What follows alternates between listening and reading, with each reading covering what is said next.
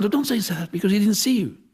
So we're going to see later on as well. The Prophet, when he says the salam, he says it 3 times. Not to the person when there's a jama'ah. Why is it 3 times?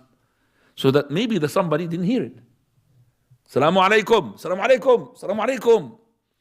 Because the salam, depends upon the level of people. Some people, mashallah, click. Some people needs twice, salamu alaikum, in order to reach his brain. Some people 3 times.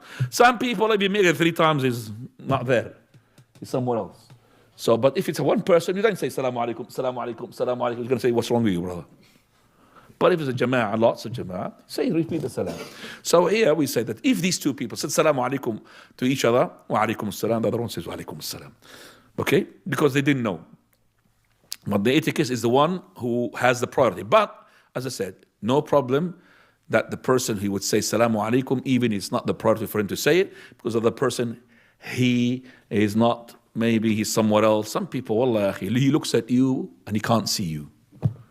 Because the amount of things is going in his mind and the depression is passing through, he's not seeing you. Brother, you were looking at me. How can you say salam? You are looking at me. Wallah, brother, wallahi, even I'm looking at you, but I'm somewhere else. You should believe him. And some people like that. And I met them myself. And this sunnah taught me a lesson. Say salam. When there's a group, repeat the salam. Once I have entered a place and I said assalamu alaikum, and I have actually shook the hand of the people. And it was a majlis, about 15 people. Then after 1 year, I've realized one brother, he's like evading me. He's coming away from me. And I don't know. So until I saw a person, and I said to him, this such and such person, his name is Ahmed. Why is he not evading me? He went to him and he said, he came to our place and he did not shake my hand. So since that year, he was somewhere, maybe I didn't see him. Okay? I did not shake his hand. I didn't know about him. And he took from that time, didn't even tell me, boycotted me. And I remembered myself, he'd say, Assalamu alaikum 3 times. So I went to him. Wallahi, I didn't mean it. I didn't see you. I can't remember. What are you talking about? He said, he started reminding me. He knows it by the time, by the minute. I myself, I don't remember. So wallahi, that, why shouldn't I say salam to you? Why, you're dirty? Why don't you say salam? I forgot, I didn't see you. Give me an excuse. In the same building, you said, hey, why did you say salam to me? I would just say to you, I didn't see you. Salam alaikum. But 1 year, not to talk to me. Subhanallah al-Ali. Until I noticed that he's not really responding to my messages and Allah al-Musta'an, ya ikhwani. Give excuses to other brothers if something had happened. Okay, that's the first question. Second question, Fadal. The question is, some people say Salamu alaikum and some say As-Salamu alaikum. Now, the correct would say it, As-Salamu alaikum. You remember we have said before, when past to the Prophet, he said, Wa alayka as-salam. Do you remember that? He said what? He said the greeting of what? Greeting of the what? Of the dead. Don't say alaykum as-salam, say assalamu alaikum. Remember? Subhanallah, you already forgotten. We just the last class, I think. He said, this is Tahiyat al-Mawta. That means at the time of Quraysh, the people, when they greet the people who are dead in the grave, they say, alayka as-salam, not assalamu alaikum, alayka as-salam. But the Prophet of Allah taught us, no, the opposite. So when you go to the dead or the alive, you say what? Assalamu alaikum. Even to the grave, assalamu alaikum dara qawmin mu'minin. Assalamu alaikum. So, don't say salam or salamu alaikum, assalamu alaikum. Why? Because this is not just the peace in itself, this is one of the names of Allah. As-salam is not his name salam. His name is what? As-salam. Okay? Assalamu alaikum.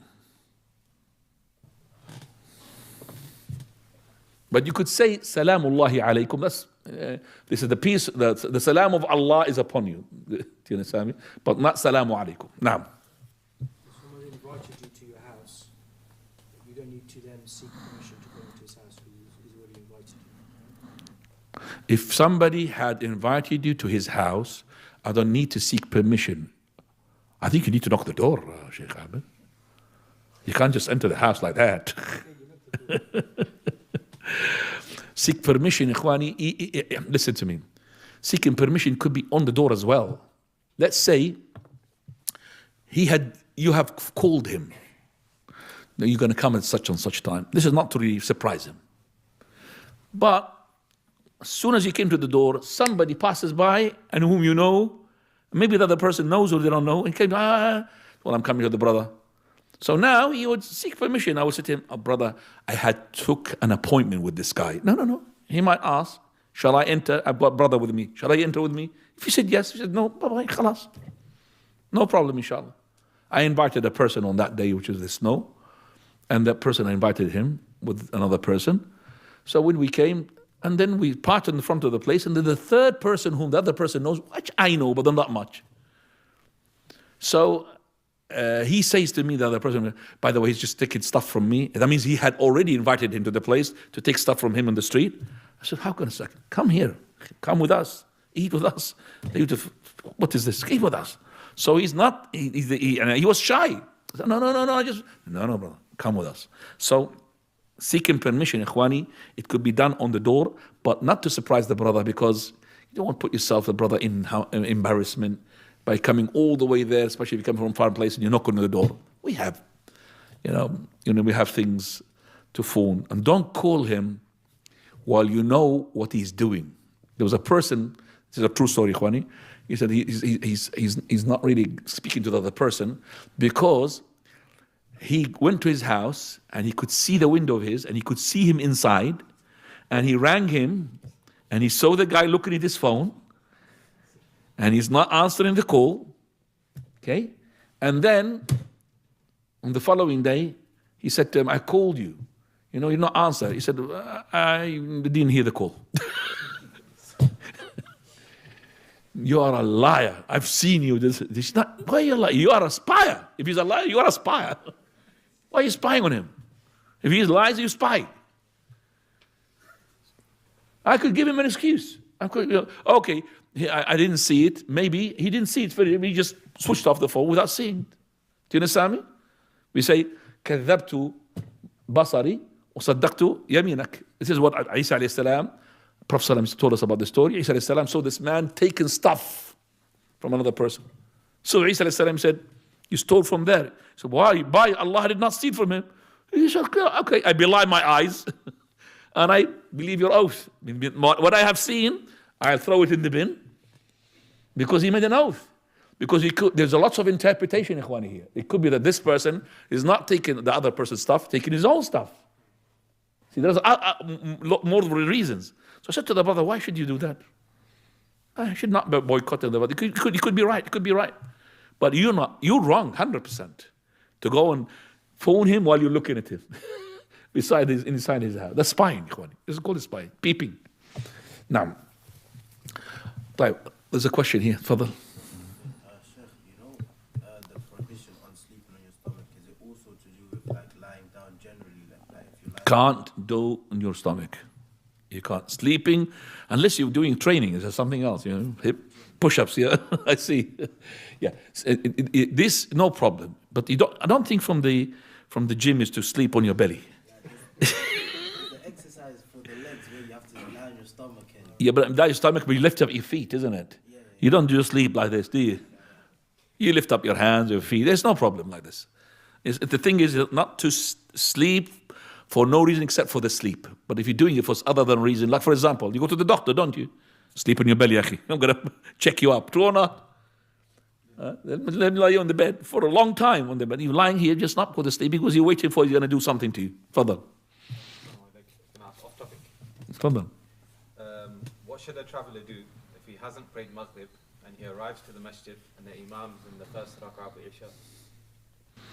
So a person who is traveling and he wants to combine Maghrib and Isha. So he's got the option. And he arrived to a masjid, and this masjid is praying Isha, the imam, and he's in his third rak'ah. In his first rak'ah. In his first rak'ah. It depends upon what this person adopts as the correct opinion. Does he start with the prayer which is hadira now, as Shaykh al-Islam Taymiyyah says, or he starts with the prayer that he missed, which is making the prayer in order, which is the hadith of the Prophet ﷺ, and our Shaykh al-Albani supports that, And we believe, Allahu Alam, that his opinion, the Shaykh al-Albani, is the correct one. Because the Prophet of Allah said, "Man nama an salatin aw nasiha falyusalliha idha dhakaraha la kafarata laha illa dhalik." If you slept from the prayer, or you have forgot the prayer, then you pray it as soon as you remember it. This is the way to expiate it. So I have missed the dhuhr, came to the asr, I'll pray my dhuhr because I missed it for the reason of forgetting, or for the reason of, as well, sleeping. Then I pray it as it is. Start with the dhuhr, then the asr. And Allah said, "Inna as-salata kanat ala al-mu'minina kitaban mawquta." Salah is timed. Dhuhr, asr. You can't make asr before dhuhr. You could combine them. But in terms of order, it's to be like this.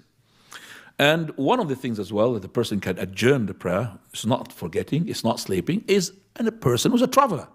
So this person who's a traveler comes to the prayer, he has to start with the prayers in order. So if he is coming now to the Isha prayer on the first rak'ah of the Isha, it's not something really, something hard to really resolve it.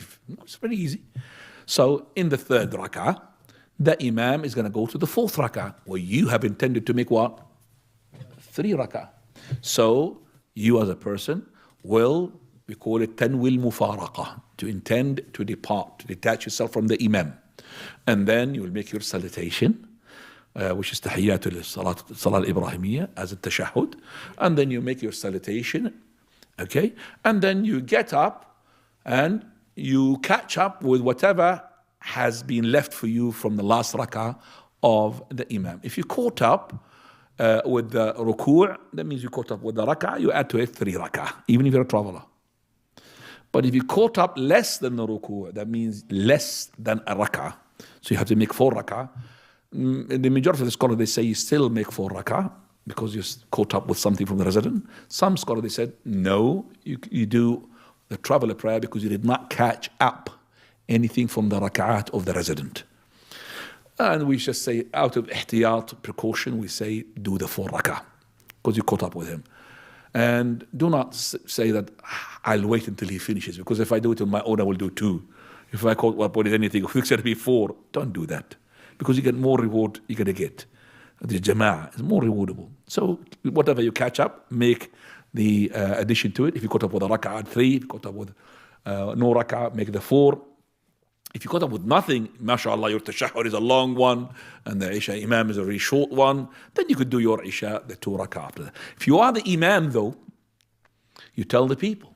I've done this so many times. I drive to for example, a masjid, Masjid Bradford, and I arrived at Isha prayer.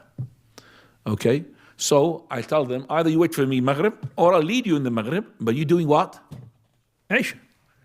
So I'm going to do Maghrib, you read Isha. The one who's traveling with me does Maghrib with me. So I start on the 3rd rak'ah, I'm saying Salamu Alaikum. They have to be with me doing tashahhud, extra tashahhud. They can't leave me because they're doing extra rak'ah. After I say Salamu Alaikum wa rahmatullah, they get up and do what? Another rak'ah for their Isha. That's as simple as that, alhamdulillah. Jazakallah khair. Naam. Allah ya Sheikh, وين انت زمان حبيبي, a long time. تفضل. راشد, huh? Should you give a salam to those of the Nation of Islam? Nation of Islam. And the Shia? Okay. Nation of Islam, Ikhwan, is not Muslims. They're not Muslim because they are saying things which take them outside the fold of Islam. And they say Islam is only for a particular color. Okay? Caucasian, they have no room in there for them. It's outside.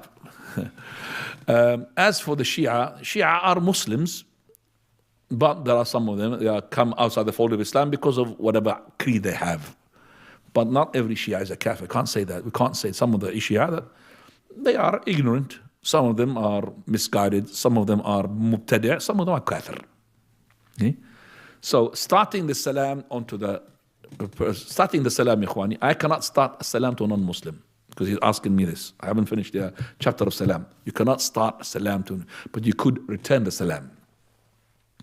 Starting the salam to a non-Muslim, it could be done by good morning, how are you, good day. I can't start Assalamu alaikum. لا تبدأهم بالسلام. Even if you have been pushed to the in the corner, don't say Salatu Salam.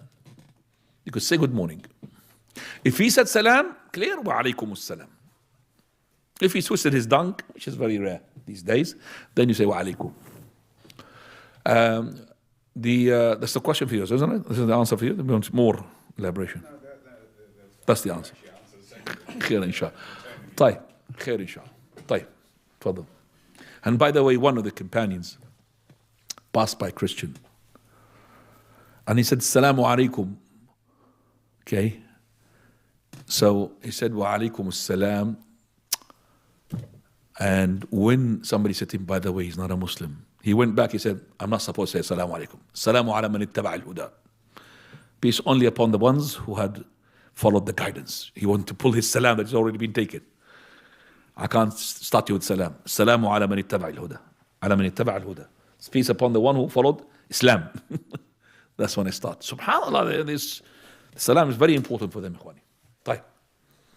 تفضل. If someone prays in congregation and he wants to go home and repeat the prayer with his family to benefit them, what should his niyyah be? Voluntary.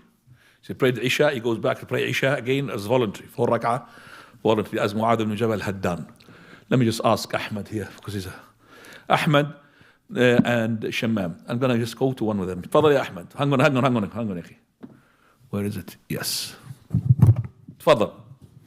Assalamu alaikum, Shaykh. Jazakallah khair. My bad, Sheikh. Just a very quick point before my question. The Zoom link wasn't shared on Telegram. That's why not too many people joined in the beginning. I think because the Zoom link was lost. No, Ahmed is, I don't know. Ahmed will answer you for that. I don't know what happened because Ahmed wasn't busy. He's supposed to read today as well. Okay, no problem. My question is, Sheikh, I know someone who he says he used to see a lot of snakes in his dreams repeatedly. And he said that, is there a specific reason? Like, does snakes have any meaning in Islam when it comes to dreams? Jazakallah khair. I don't want to alarm your friend, but he should check himself. It could be a sign of magic. If he keeps seeing snakes, especially black ones, that's a sign of magic. Okay, and the person, if he wants to have good dreams, sleep on tahara, akhi. Sleep on dhikr of Allah, sleep on the remembrance of Allah Azza wa Jal, adhkar al-nawm. Inshallah, you'll see good dreams. But if you don't have this, you're going to have all sorts of shayateen playing around with you. Something's called, we call it al-jathum. Jathum is something that goes on top of you and makes you even like suffocate. Okay, and you can't go out until you recite on him Quran. Ayat al-Kursi, run away. Anybody experience that? Put your hands up. 1, 2, 3. That's, by the way, this is the sign of Iman. That the Jathum is coming, sign of Iman. Meaning that shaitan is coming to you because of the Iman. It's coming to you. Just to show. But you are, with the power of Quran, you push him away. Now, what did you do, ya Arfan? Ayat al-Kursi. Run away, huh? Straight away. What did you do? Try to push your head down? Chest. And Subhanallah. Yeah. Yes, he could run, or you could see, but you could see the power in yourself when you recite the Ayat al-Kursi. You have power. You're like an energizing battery. The shaitan is fled. And if Allah Azza wa Jalla willed for us to hear, he will be passing wind, as the Prophet said. Passing wind, running away. Naam. طيب, إخواني. The question from Fadl Arfan. I have a question linked to the traveler. If he combines the Dhuhr and Asr, can he make the adhkar of the evening after that, even though the Asr hasn't come in? So if he's a traveler, he's making Dhuhr and Asr, can he do the adhkar? Is it called adhkar of the Dhuhr or adhkar al-Masa? It's called adhkar al-Masa. So he cannot make it after Asr. The adhkar is not linked to the prayer, Khwani. It's linked to the Masa. So the women, they don't pray if they are on menses. Do you understand me? So we don't link them to the prayer. They do the adhkar al-Masa, the same thing like the ones who are praying. So they're not linked to the prayer. It links to the Masa. Masa now, meaning the evening, differs between the scholars. Some of them say after Asr, some of them say after Maghrib. But you can't say it after Dhuhr, even if you combine your prayer. You could pray your witr after the Isha, because the witr is linked to the Isha prayer, is not linked to the time. So if you combine Maghrib and Isha, at the time of Maghrib, you could pray witr at the Maghrib, no problem, because it's linked to the prayer. Where am I? Tfadal. So I had a question linked to travel as well. So if a traveler was to pray 2 rak'ah the last two of the Dhuhr prayer with the Imam, would he have to catch up on the other two rak'ah that he missed with the Imam? If he caught up with anything, he has to do it. We said, if you caught up with a resident prayer as a traveler, regardless of if he caught his salutation, you have to make 4 rak'ah. Are you going to avoid him? طيب, let's go to you ask a question يا عبد. يا عبد ask a question يا عبد. تفضل يا شمام. Unless you change your gender. Ahsanallahu ilayk. My question is it from the etiquettes to add wa maghfiratu when responding with the salam? Barakallahu feek. No, only wa maghfiratu if he had made the full salutation. If you said Assalamu alaikum wa rahmatullahi wa barakatuh, then you add wa maghfiratu. You're not allowed to add wa maghfiratu if you said Assalamu alaikum wa rahmatullah. No, it ends with barakatuh. But if he said the full one wa barakatuh, and then we stuck with the ayah, فَحَيُّ بِأَحْسَنَ مِنْهَا, make better. How can we make better than it? We have to add a word. Now this word is being said by a hadith, which Shaykh al-Albani makes it Hasan, but later on he backed off. It's not Hasan, but he said that the ayah is still there to make it better. So you could say maghfiratu, wa karamu. So you could get any word to add to that just to make the ayah, which is better than the salutation. Wallahu ta'ala a'lam wa subhanakallahumma bihamdik ashhadu an la ilaha illa anta astaghfiruka wa atubu ilaik.